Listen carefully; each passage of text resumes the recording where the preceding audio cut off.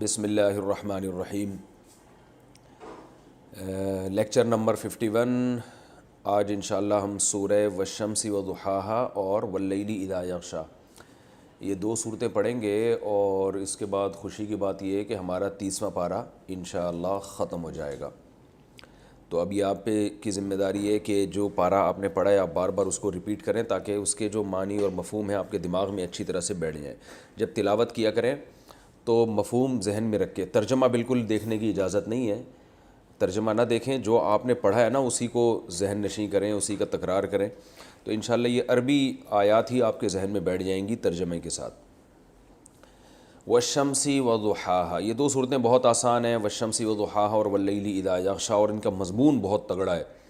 والشمس قسم ہے سورج کی، وضحاہا واو کا معنی اور ضحا کہتے ہیں روشنی کو، ہا کا معنی وہ سورج۔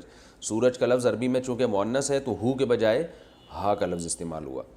قسم ہے سورج کی، وضحاہا اور اس کی روشنی کی، والقمری اور قسم ہے چاند کی، اذا جب وہ، تلاہا تلا یا یتلوو، اس کا معنی ہوتا ہے کسی کے پیچھے پیچھے چلنا۔ تو عربی میں تالی اسے کہتے ہیں جو بعد میں آنے والا ہوتا ہے، کسی کے پیچھے پیچھے آنے والا ہو۔ ایک ہوتا ہے تلاوت، یہ تلاوت سے نہیں ہے، یہ طلوعاً سے ہے۔ تو تلا یتلوو، طلوعاً کو چھوڑیں آپ، بس تلا یا یتلوو، تو تلا یا کو پڑھتے کیا ہے؟ تلا۔ والقمری اذا تلاہا، اور چاند کی قسم جب وہ اس کے پیچھے آ جائے۔ تو جو صورتیں بہت آسان ہوتی ہیں نا اس میں ترجمہ کے دوران ہی میں تفسیر بتاتا رہوں گا۔ چاند جو ہے وہ سورج کے پیچھے کب آتا ہے؟ یعنی جب سورج چلا جائے اور پھر چاند آئے، تو یہ ان راتوں میں آتا ہے جن راتوں میں چاند پورا ہوتا ہے، یعنی اس مہینے کے درمیان میں۔ تو اس سے مراد وہ چاند جو مکمل روشن ہوتا ہے، اور وہ پھر سورج کے غائب ہونے کے مکمل بعد طلوع ہوتا ہے، اس چاند کی اللہ نے قسم اٹھائی۔ والنہاری اذا جلاہا، اور دن کی قسم، اذا جب وہ دن، جلا، جلا اصل میں تھا جلیا، سبحہ کی طرح، جلیا یجلیو تجلیاً، اس کو تجلیتاً بھی کہتے ہیں، بلکہ تجلیتاً ہی پڑھا جاتا ہے۔ تو اس کا معنی ہوتا ہے کسی چیز کو ظاہر کر دینا، جلیا۔ تو خوب اچھی طرح سے جب کوئی چیز ظاہر ہوتی ہے نا، اسی سے نکلا ہے تجلی، اللہ نے تجلی کی، ہم کہتے نہیں ہیں یعنی اللہ نے اپنے آپ کو ظاہر کیا، اور جلوہ بھی اسی سے نکلا ہے، کہہ رہا ہوں فلاں جلوے دکھا رہا ہے اپنے، کیا مطلب؟ ظاہر کر رہا ہے اپنے آپ کو۔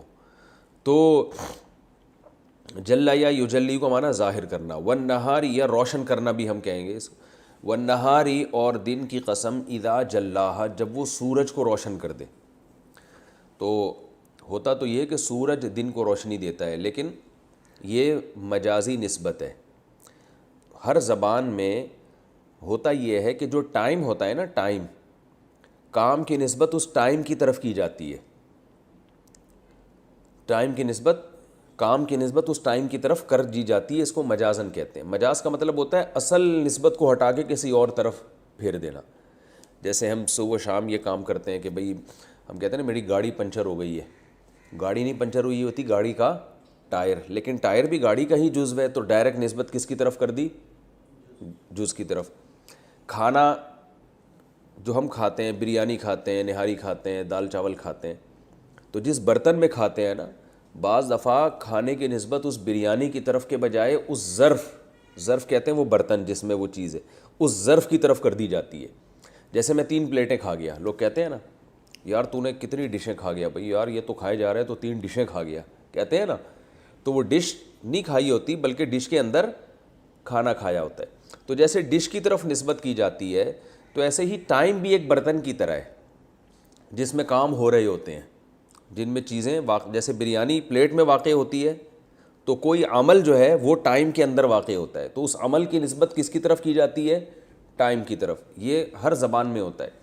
تو اب ہم کہتے ہیں نا زمانے نے یہ بڑا ظلم کیا، کہتے ہیں نا، تو حالانکہ زمانے نے نہیں کیا ہوتا، اس زمانے میں رہنے والے لوگوں نے کیا ہوتا ہے۔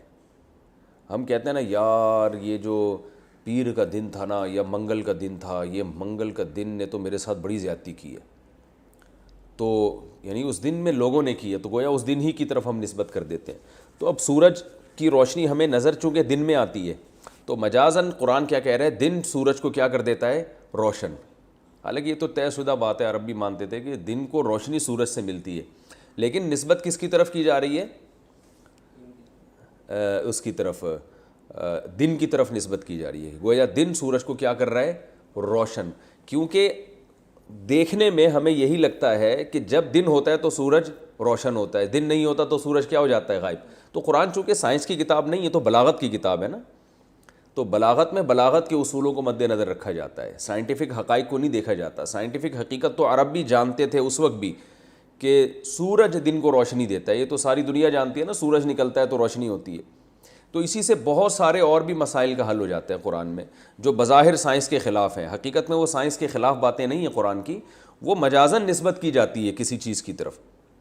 جیسے میں نے بتایا تھا نا والسماء والطارق میں کہ قرآن کیا کہہ رہا ہے؟ ایسا پانی جو پشت اور سینے کے درمیان سے نکلتا ہے. اب اس پہ لوگ لے کے بیٹھ گئے ہیں کہ یار یہاں سے تو پانی کچھ نہیں نکلتا.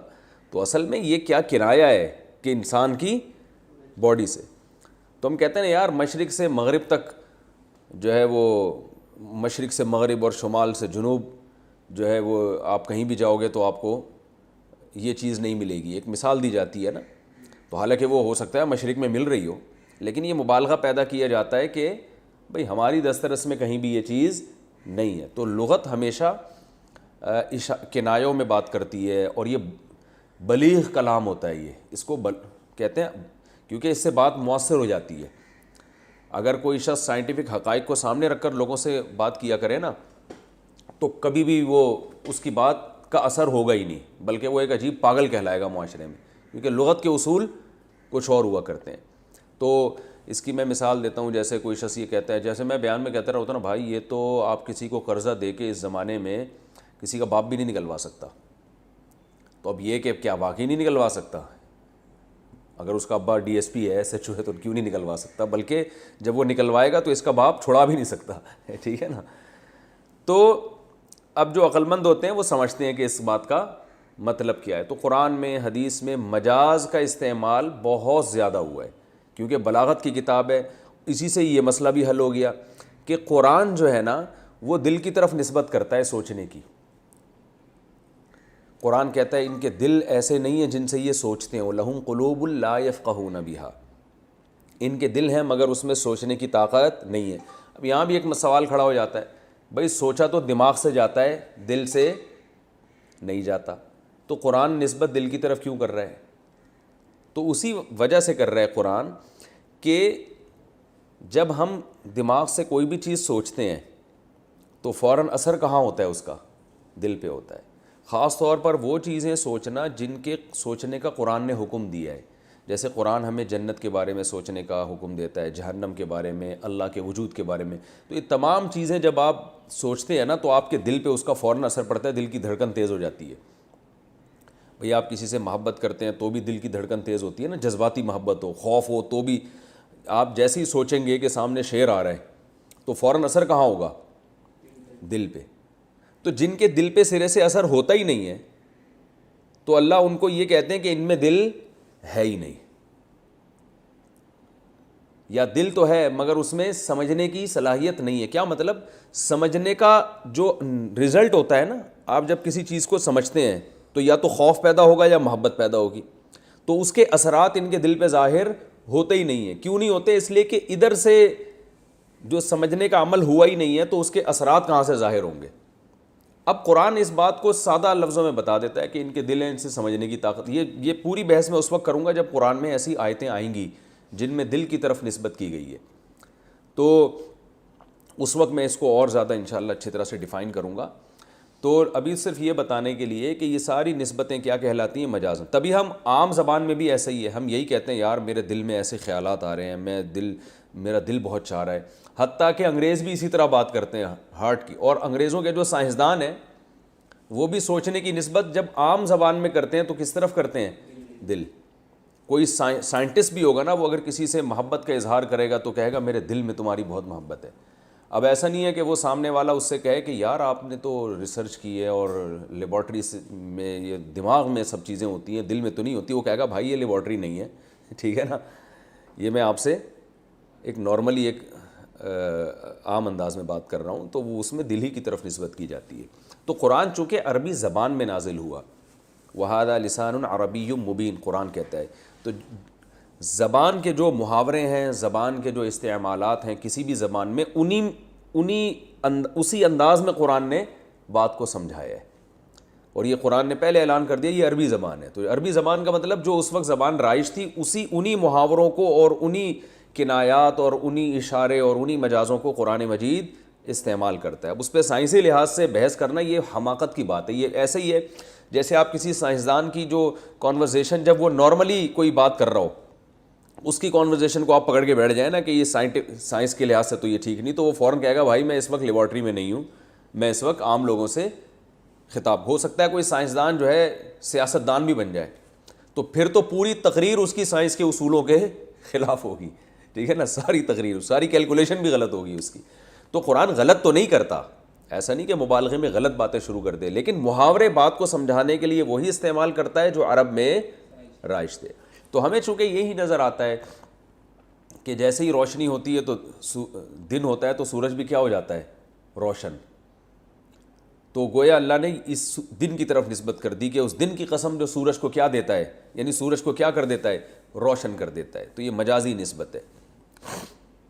وَالنَّهَارِ إِذَا جَلَّاهَا، اور دن کی قسم جب وہ، اچھا اس پر ایک اشکال ہوتا ہے کہ غیر مسلم اعتراض کرے گا یہ تو قرآن نے غلط کہا ہے، تو ہم غیر مسلموں کو ان کے کلام میں ایسی چیزیں دکھا دیں گے جو سائنس کی حقیقت کے بالکل خلاف ہیں لیکن وہ محاوروں میں استعمال ہوتی ہیں. تو یہ تو ان کے اپنے کلام میں خود اس سائنسدان کو جو اعتراض کرے گا نا اس کو ہم ایسی چیزیں دکھا سکتے ہیں کہ تمہارے اپنے کلام میں یہ چیزیں موجود ہیں. وَاللَّيْلِ إِذَا يَغْشَاهَا، اور رات کی قسم، اذا جب وہ، یغشاہا اس سورج کو ڈھانپ لے. تو یہ بھی مجازی نسبت ہے. غشیہ یغشا، سمیع یسمع کی طرح، اس کا معنی ہوتا ہے ڈھانپ لینا. غشیان کہتے ہیں نا، غشی طاری ہو گئی، عقل پہ پردہ پڑ جاتا ہے نا، بے ہوش ہو جاتا ہے آدمی. واللیلی، اور رات کی قسم، اذا یغشاہا جب وہ رات اس دن کو، اس سورج کو ڈھانپ لے. یہ بھی مجازی نسبت ہے کہ گویا رات نے سورج پہ کیا کر دیا؟ پردہ ڈال کے اس کو چھپا دیا. والسماء، اور آسمان کی قسم، وما، اور اس ذات کی، بناہا جس نے اس آسمان کو بنایا. بنا اصل میں تھا بنایا، ضربہ کی طرح. اب مخلوق کی قسم پہلے اٹھائی جا رہی ہے اور اللہ کی قسم بعد میں. تو بظاہر یہ عجیب سی بات ہے، اللہ پہلے ہونا چاہیے مخلوق بعد میں.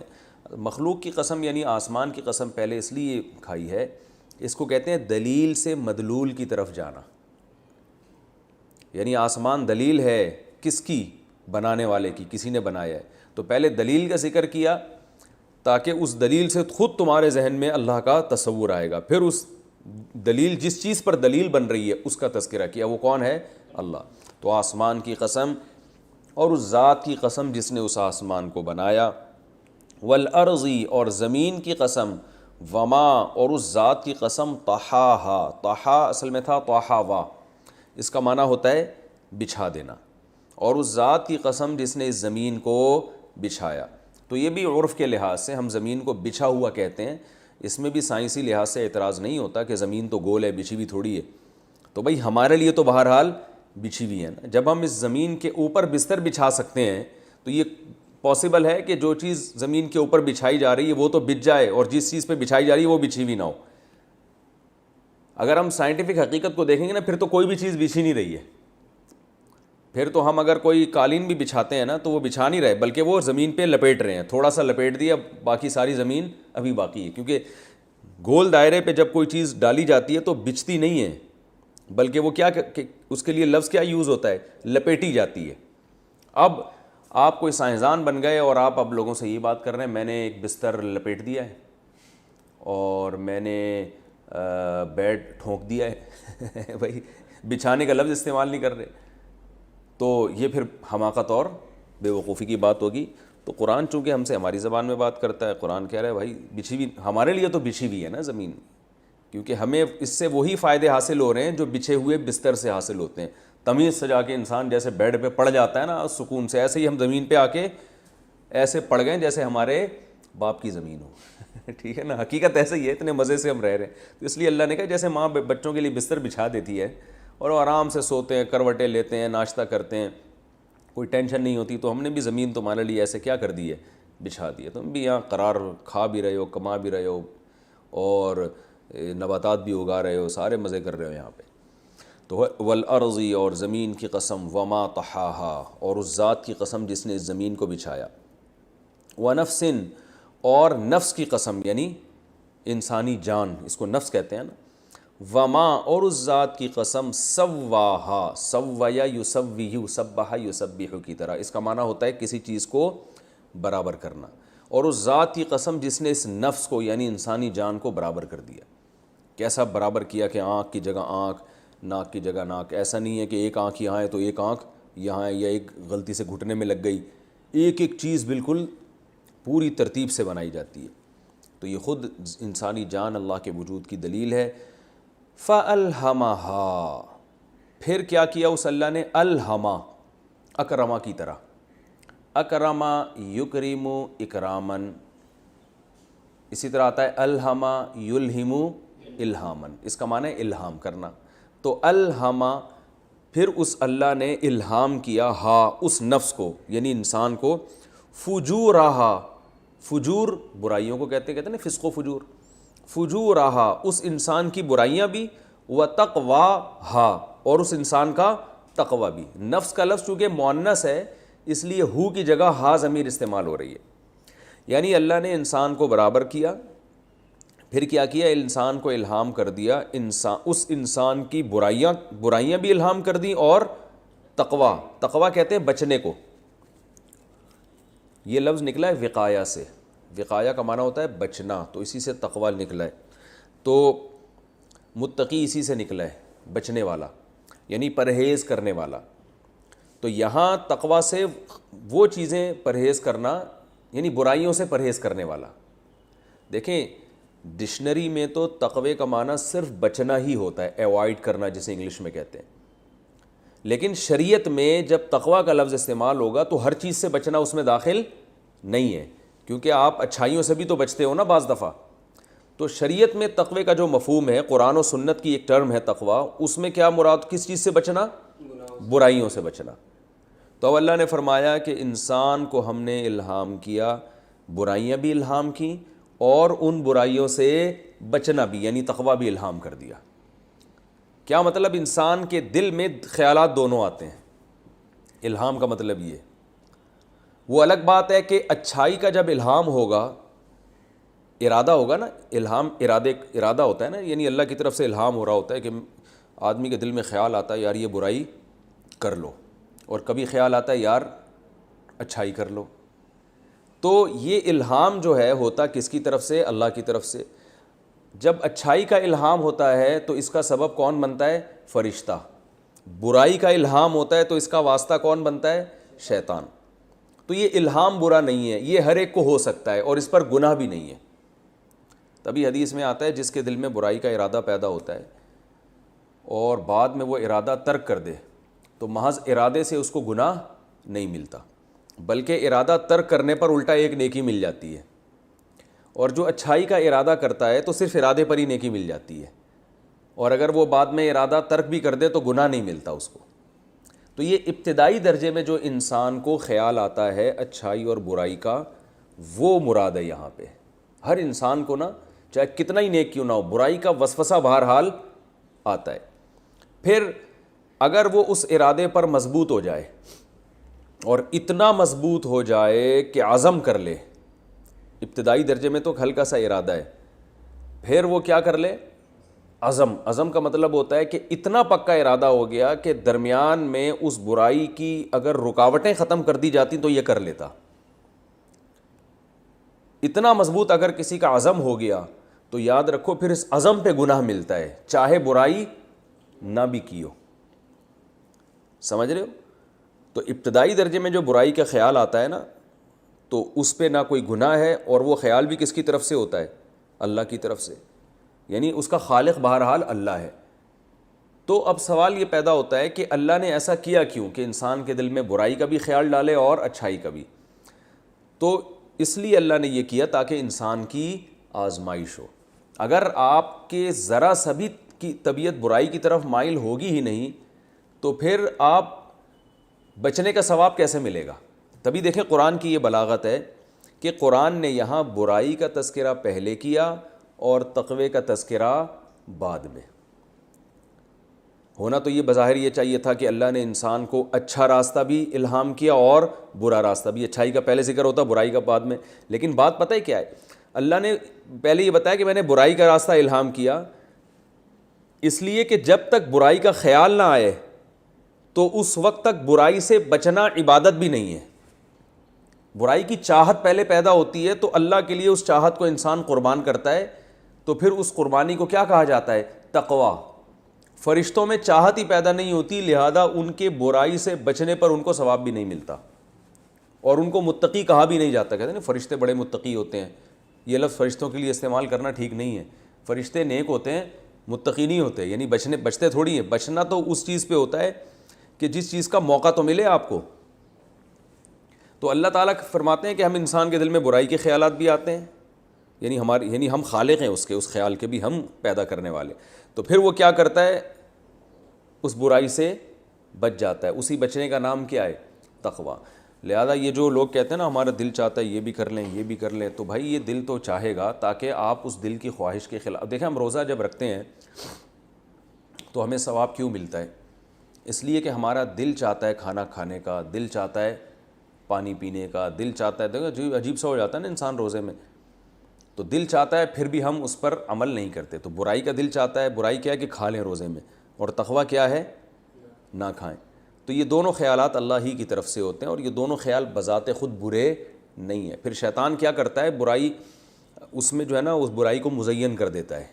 یعنی مزین کا مطلب یہ ہے کہ اس پہ اچھائی کے لیول لگا کے آپ کے سامنے پیش کرتا ہے، اور آپ پھر اس کو حلال کر کے کھا جاتے ہو جیسے لوگ کر رہے ہیں. تو وہ پھر میں شیطان کا جب ٹاپک آئے گا انشاءاللہ اس وقت اس کو تفصیل سے بتاؤں گا. تو اسی طرح جو لوگ کہتے ہیں نا، میں نے اس پر ایک واقعہ بھی سناتا ہوں کہ ایک آدمی تھا، وہ بیچارہ دیہاتی تھا، اور کسی دیہاتی مولانا صاحب کے پاس چلا گیا. وہ نیم مفتی خطرہ ایمان تھے، ان کے پاس علم تھا نہیں. تو اس سے کہنے لگا کہ یار مفتی صاحب یہ بتاؤ کہ یہ جو ہے نا تقویٰ کسے کہتے ہیں، متقی کسے کہتے ہیں؟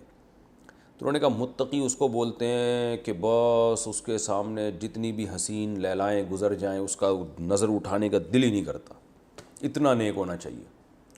تو اس نے کہا اس کو تو ہمارے زمانے میں مخنث بولتے ہیں، ہمارے علاقے میں ہجڑا بولتے ہیں. تو یہ متقی کی ڈیفینیشن نہیں ہے. تو متقی کی ڈیفینیشن یہ ہے کہ برائی کا دل کر رہا ہو اس کے باوجود وہ نہ کرے. ہاں وہ ایک الگ بات ہے کہ جب برائی سے بار بار بچتا ہے تو انسان میں ایک ایسا ملکہ اللہ پیدا کر دیتے ہیں کہ پھر ایک اسٹیج ایسی آتی ہے کہ پھر اس کے برائی سے اس کو طبعی نفرت پیدا ہو جاتی ہے. وہ ایک ہے، لیکن اول یعنی اسٹیج میں جو ہے نا بہرحال یہ سب کے ساتھ ہوتا ہے کہ اس کی برائی کی طرف بھی طبیعت مائل ہوگی. اور برائی سے وہ برائی یہاں یعنی مراد ہے کہ جو انسان کی نیچر کا حصہ ہو. جیسے کھانا پینا تو نیچر ہے نا، تو روزے میں کھانے پینے کا دل بہرحال چاہے گا.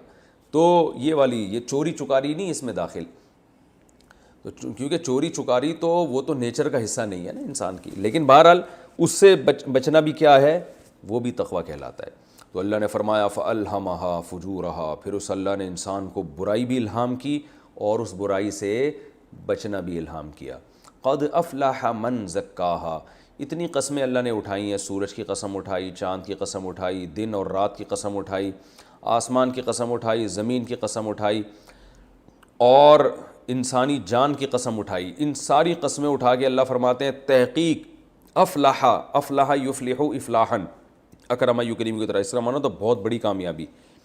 تحقیق کامیاب ہو گیا من وہ شخص زکاہا، زکا اصل میں تھا زکیا یزکیو تزکیتن یا تزکین، جو آپ نے پڑھا ہے تسبیحن. تو اس کا معنی ہوتا ہے اپنے آپ کو پاک کر لینا. تحقیق کامیاب ہو گیا وہ شخص جس نے اپنے آپ کو کیا کر لیا؟ زکاہا، جس نے اس نفس کو کیا، ہا ضمیر لوٹ رہی ہے نفس کی طرف، جس نے اس نفس کو یعنی اپنی جان کو کیا کر لیا؟ پاک کر لیا. وَقَدْ خَابَ مَنْ دَسَّاهَا، اور تحقیق خوابہ اصل میں تھا خیبہ، اس کا معنی ہوتا ہے رسوا ہونا. کہتے ہیں نا خائب و خاسر ہو گیا، یہ لفظ اردو میں استعمال ہوتا ہے. رسوا ہو گیا، برباد ہو گیا. من دساہا، جس نے اس کو گندگی میں ملوث کر دیا. دسا اصل میں تھا دس سسا، تو وہ پڑھا جاتا ہے دساہا۔ تو اللہ تعالیٰ نے کتنی قسمیں اٹھائیں؟ سورج کی قسم، اس کی روشنی کی قسم، 2 قسمیں ہو گئی، چاند کی قسم، یہ 3 قسمیں، چوتھی قسم دن کی، 5ویں قسم رات کی، 6ٹھی قسم آسمان کی، 7ویں قسم زمین کی اور پھر اس زمین کو پیدا کرنے والے کی، اور 8ویں قسم انسانی جان کی۔ 8 قسمیں اٹھا کے اللہ نے فرمایا جس نے اپنے آپ کو پاک کر لیا وہ کامیاب، اور جس نے گندگی میں دھکیل دی اپنے آپ کو وہ کیا ہو گیا؟ برباد۔ یہ قسموں میں اور جواب قسم میں مناسبت کیا ہے؟ دیکھیں قسمیں جو اٹھائی جا رہی ہیں وہ قسمیں ہیں، یہ سب ایک دوسرے کی اپوزٹ چیزیں ہیں۔ سورج اور چاند ایک دوسرے کے کیا ہیں؟ بالکل ضد ہیں۔ تبھی اللہ نے فرمایا چاند جب آتا ہے جب سورج چلا جاتا ہے، وہ بالکل ایک الگ چیز ہے چاند، سورج بالکل ایک الگ چیز، وہ رات کے وقت آتا ہے، یہ دن کے وقت آتا ہے۔ پھر اللہ نے دن کی قسم اٹھائی اور پھر رات کی قسم اٹھائی کہ دن جو ہے وہ روشن کر دیتا ہے سورج کو، رات کیا کر دیتی ہے؟ ڈھانپ لیتی ہے۔ تو یہ تغیر ہے نا اس کائنات میں، کائنات کی حالت ایک جیسی نہیں ہے۔ پھر آسمان کی قسم اور زمین کی، آسمان انتہائی بلند چیز اور زمین انتہائی پست بچھی ہوئی چیز ہے، وہ چھت ہے اور یہ کیا ہے؟ بچھی ہوئی چیز۔ تو ہم زمین اور آسمان بھی ایک دوسرے کے متضاد ہیں۔ تو اللہ نے پھر کیا کہا؟ پھر قسم اٹھائی انسان کی، کہ انسانی جان کی۔ پھر اللہ نے بتایا انسانی جان بھی ایک جیسی نہیں ہے، جیسے زمین اور آسمان ایک دوسرے کے اپوزٹ ہیں، جیسے دن اور رات ایک دوسرے کے اپوزٹ، سورج اور چاند ایک دوسرے کے اپوزٹ ہیں، تو انسان کی طبیعتیں بھی ایک دوسرے کے کیا ہیں؟ اپوزٹ۔ کچھ تو کیونکہ اللہ نے ان کو برائی کا بھی الہام کر دیا اور اچھائی کا بھی، تو اب یہ بھی یا تو بہت برے ہوں گے یا بہت اچھے ہوں گے۔ جبکہ جو لبرل لوگ ہیں، نام لحاظ لبرل لوگ، جو ایتھیس لوگ ہیں، جو اللہ کا اور مذہب کا انکار کرنے والے لوگ ہیں، وہ کہتے ہیں انسانوں کی 2 قسمیں نہیں ہوتی، یعنی انجام کے لحاظ سے 2 قسمیں نہیں ہیں۔ وہ کہتے ہیں اچھا ہوگا مر کے کیا ہو جائے گا؟ مٹی، برا ہوگا تو مر کے کیا ہو جائے گا؟ مٹی۔ تو کوئی انجام کے لحاظ سے کوئی قسمیں ہوئی انسان کی؟ کچھ بھی نہیں ہے۔ تو اللہ فرماتے ہیں انسان کی بھی 2 قسمیں، قد افلح من زکاہا، اپنے آپ کو پاک کر کے چلا گیا تو بہت بڑی کامیابی، اور اپنے آپ کو گندگی میں دھکیل کے چلا گیا تو بہت بڑی ناکامی ہے۔ تو انسان بھی بہت ایک دوسرے کے کیا ہیں؟ کیونکہ اس کائنات کا نظام ایکولیٹی کی بیس پر ہے ہی نہیں، اس میں مساوات ہے ہی نہیں اس کائنات میں۔ ایک صاحب میرے پاس آئے، کہنے لگے یار اللہ کا نظام مجھے سمجھ میں نہیں آتا، اس میں تو مساوات ہی نہیں ہے۔ تو میں نے کہا دیکھو اللہ تعالیٰ عادل ہے، عدل کرتا ہے، عدل کا مطلب کسی پہ ظلم نہیں ہوگا، مساوات نہیں ہے اللہ کے ہاں، کیونکہ یہ تو اللہ کی خدائی کو پھر چیلنج ہو گیا نا۔ میں نے کہا اس کی مثال ایسے ہے جیسے ایک فقیر آپ کے پاس آیا، اس نے بھی 500 روپے مانگے، یہ فقیر آیا اس نے بھی 500 روپے مانگے، آپ نے اس 500 والے کو 1000 دے دیے، ڈبل دے دیے، اور اس 500 والے کو 5000 دے دیے، یعنی 10 گنا بڑھا کے دے دیے۔ اب یہ مساوات ہوئی؟ نہیں ہوئی نا، لیکن احسان دونوں پر ہے۔ اب وہ 500 جس نے مانگے تھے، پہلا والا فقیر جس کو آپ نے 1000 روپے دیے، وہ کہہ رہے یار مجھے 1000 دیے اور اس کو تم نے 5000 دے دیے تو ظلم ہے۔ تو آپ کہیں گے ظلم کیسے ہے بھائی، تم نے 500 مانگے تھے، میں نے 500 کے بجائے کتنے دے دیے؟ 1000۔ تم پر بھی احسان کیا اور اس پر بھی، تم پر اس کی نسبت کم احسان کیا مگر پھر بھی ڈبل کیا ہے، تو اب تمہیں اعتراض کا حق نہیں ہے۔ اور اگر آپ مجھے مجبور کر رہے ہو کہ جتنے مجھے دیے اتنے ہی اس کو دو، اس کا مطلب میں خدا نہیں ہوں، مجھے پھر تصرفات کے اختیارات ہیں ہی نہیں، پھر تو میں آپ سے پوچھ کے چلوں گا، تو میرا دل چاہے تو میں کسی کو زیادہ دے دوں، لیکن ظلم کسی پہ نہیں کروں گا۔ تو اسی طرح اللہ تعالیٰ نے اس دنیا کا جو نظام بنایا ہے وہ عدل پر مبنی بنایا ہے، یعنی اللہ کسی پہ ظلم نہیں کرے گا، مساوات پہ نہیں بنایا۔ اللہ نے پیغمبروں کو عام لوگوں سے زیادہ مقام دیا، مرد کو عورت پہ فضیلت دے دی، پھر اللہ تعالیٰ نے نبی صلی اللہ علیہ وسلم کو تمام پیغمبروں سے افضل بنایا۔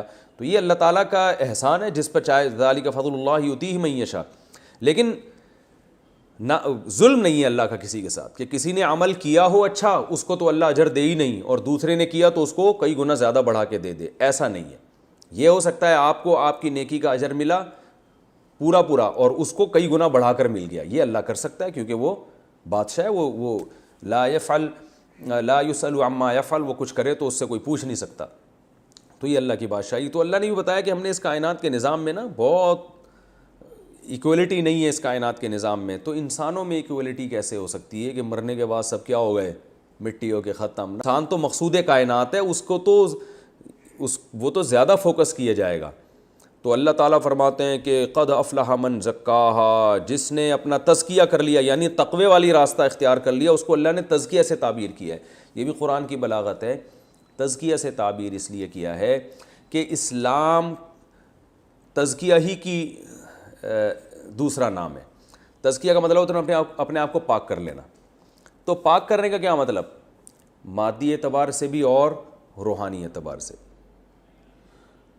یعنی خوراک بھی پاکیزہ کھائے, جسم کو بھی پاک صاف رکھے, لباس کو بھی پاک صاف رکھے, اور اپنے عمل کو بھی. عمل میں جو زبان کے عمل ہیں, یعنی زبان کو جھوٹ, چوری, جھوٹ, غیبت, بہتان سے بچائے انسان.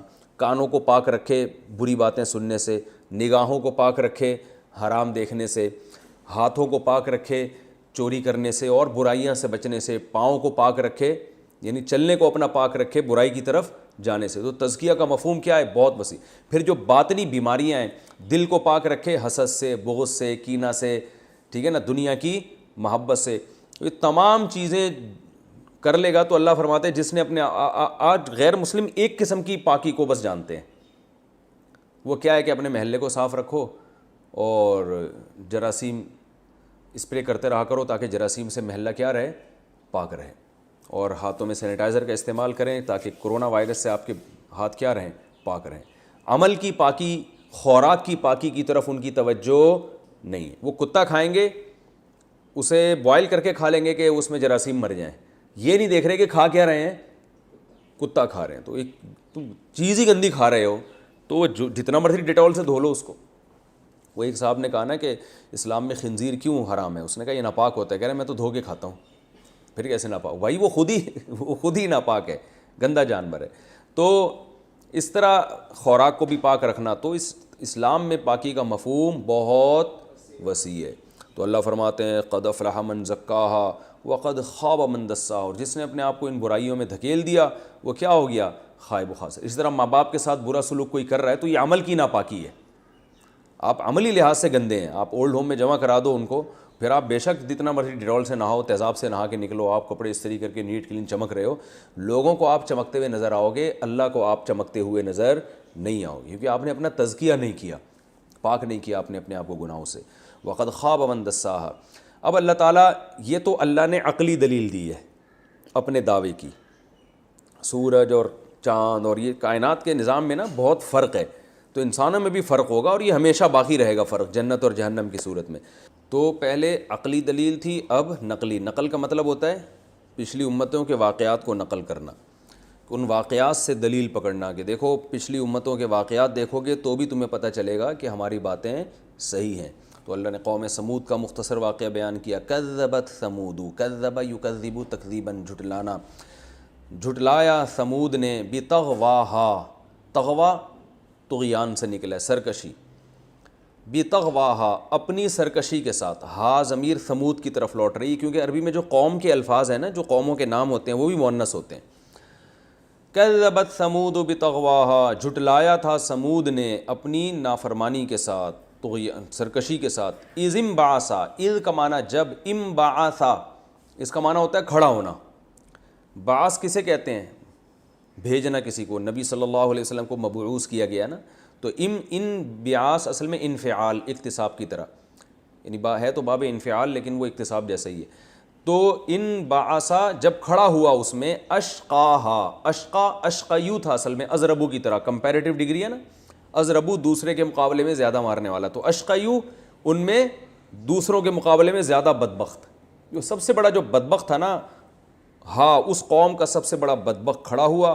فقالا, وہ کھڑا ہوا کیوں؟ تاکہ اس نے ارادہ کیا, یار یہ ہو یہ رہا تھا کہ قوم سمود جو ہے نا وہ بار بار مطالبہ کرتے تھے کہ کوئی بڑی نشانی دکھائیں. حضرت صالح علیہ السلام سے بار بار کہتے تھے آپ کے نبی ہونے کی کوئی, تو حضرت صالح علیہ السلام کہتے تھے بھائی میں ایسا معجزہ تمہارے منہ مانگا دکھاؤں گا, تو پھر اللہ جب ایسے معجزے دکھاتا ہے نا تو پھر جو ہے نا تمہارے لیے غور و فکر کا راستہ بند کر دیا جاتا ہے. پھر یہ کہ اب ایمان لاؤ, کیونکہ اتنی بڑی نشانی دیکھ لی.